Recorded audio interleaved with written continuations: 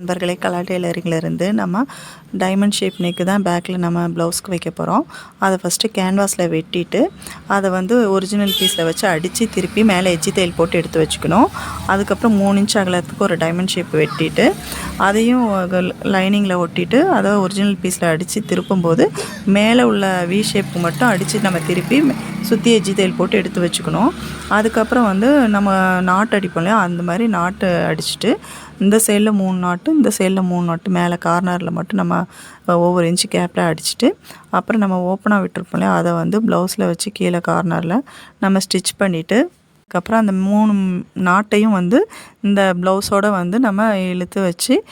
கரெக்டாக ரொம்ப லூஸும் வராமல் ரொம்ப இழுக்கவும் செய்யாமல் நார்மலாக வச்சு நம்ம எந்த அளவுக்கு ஓப்பன் வச்சுருக்கோமோ அந்தளவுக்கு வச்சு நம்ம ஸ்டிச் பண்ணிவிட்டு ஒவ்வொரு இன்ச்சு கேப்பில் ஸ்டிச் பண்ணிவிட்டு பார்த்தோம்னா பார்க்க நீட்டாக இருக்கும். இது பிடிச்சிருந்தால் லைக் பண்ணுங்கள், ஷேர் பண்ணுங்கள், மறக்காமல் சப்ஸ்கிரைப்